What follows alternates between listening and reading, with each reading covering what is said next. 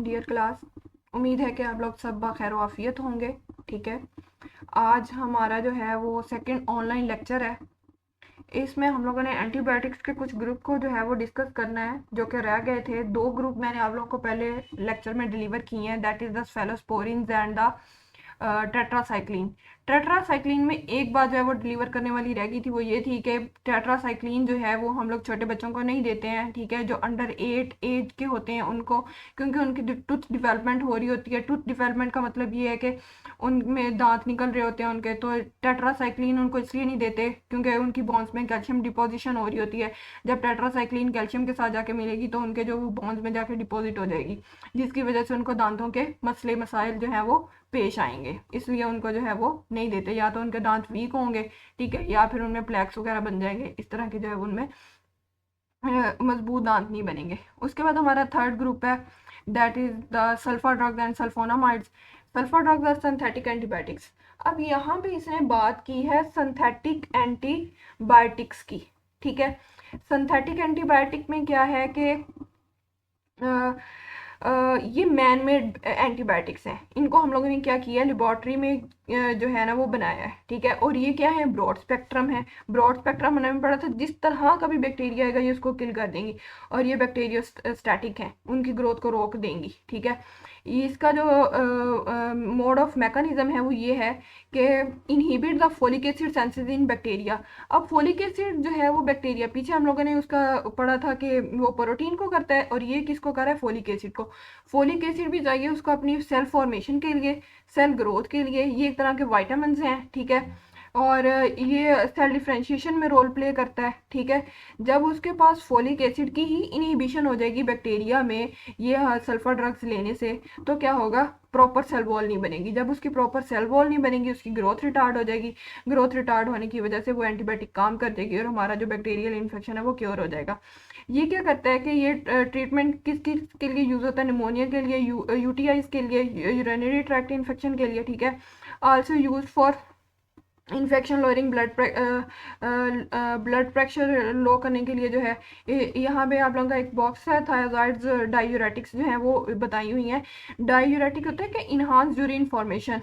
यहाँ पे जब यूरिन की फॉर्मेशन जो है वो इन्हांस हो जाएगी, तो ब्लड प्रेशर जो है वो ऑलरेडी जो है जो है ना वो लो हो जाएगा। ठीक है, तो ये आप लोगों का एक ग्रुप रहता था उसमें एंटीबायोटिक्स में। इसके बाद हम लोगों ने डिस्कस करना है antibiotic against resistance. Antibiotic resistance को हम लोगों ने जो है वो डिस्कस करना है।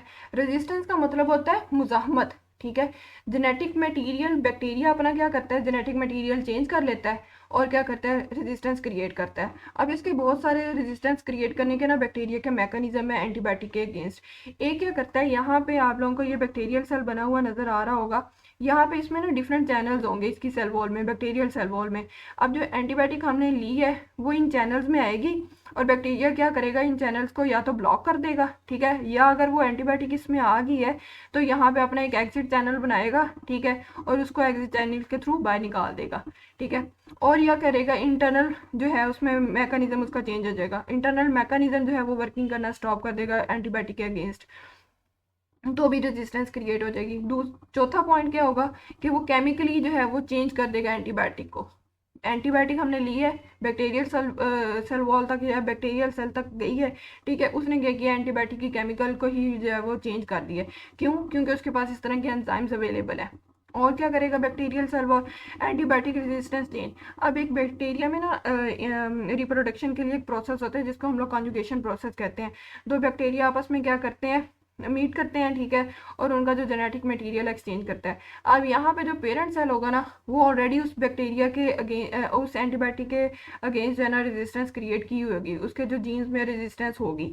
ठीक है, अब जो डॉटर सेल बनेंगे उनके पास भी रेजिस्टेंस आ जाएगी। तो इस तरह से जो है वो बैक्टीरिया जो है वो एंटीबायोटिक अगेंस्ट रेजिस्टेंस हो जाएंगे। ठीक है, और ये इस वजह से होता है क्योंकि हम लोग ओवर एंड ओवर डोजेज जो है वो एंटीबायोटिक्स की ले रहे होते हैं। कभी हम लोगों ने एक एंटीबायोटिक ले ली, हम लोग डॉक्टर की प्रेस्क्रिप्शन को फॉलो नहीं करते, और उसी जो है वो एंटीबायोटिक को छोड़कर हम लोग दूसरी जो है वो एंटीबायोटिक पे लग जाते हैं। तो यहाँ पे ये जो प्रॉब्लम आता है ना ओवर एंड ओवर डोज का, ठीक है, तो ये जो है वो हमारे अंदर बैक्टीरिया रेजिस्टेंस जो है वो क्रिएट कर लेते हैं।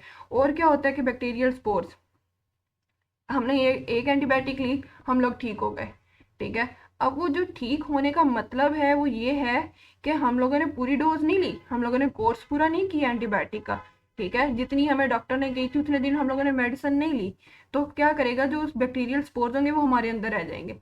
अब वो बैक्टीरियल स्पोर क्या करेंगे, जब उसका मेडिसिन का असर खत्म होगा, वो क्या करेंगे कि दोबारा से वेजिटेटिव प्रोपगेशन होगी, वेजिटेटिव सेल्स बनेंगे और वो अपनी ग्रोथ जो है वो दोबारा से बढ़ा लेंगे और हमें क्या हो जाएगा, बैक्टीरियल इन्फेक्शन दोबारा हो जाएगा, ठीक है। इस तरह से जो है ना 3 कैटेगरीज हैं आज के दौर में जो है वो मॉडर्न एज में एंटीबायोटिक्स की। एक फर्स्ट जो है वो फर्स्ट एंटीबायोटिक जो सबसे पहले डिस्कवर की गई थी पेनिसिलिन थी, जिससे जो है वो बीमारियां क्योर नहीं होती हैं, बैक्टीरियल इन्फेक्शन क्योर नहीं होता। अब थर्ड कैटेगरी पे जाके जो है ना वो जो है बीमारियां जो है ना वो क्योर हो रही हैं।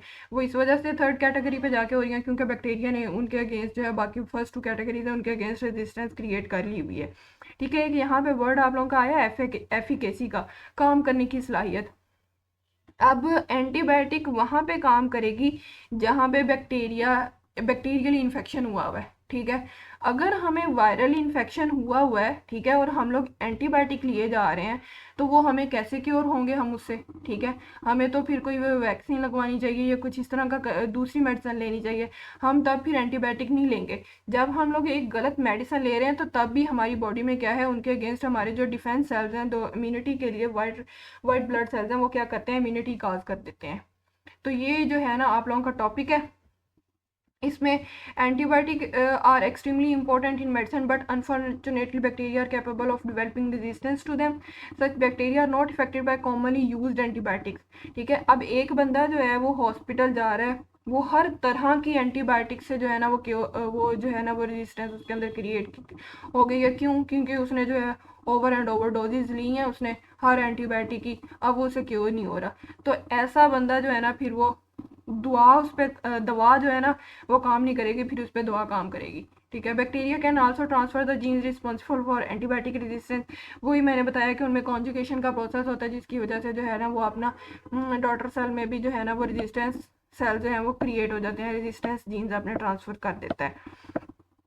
उसके बाद ये आप लोगों का आज का टॉपिक था, इसको आप लोगों ने जो है वो रीड कर लेना है, ठीक है, और इसको याद कर लेना है जब तक आप लोगों की जो है वो ऑनलाइन क्लासेस हैं।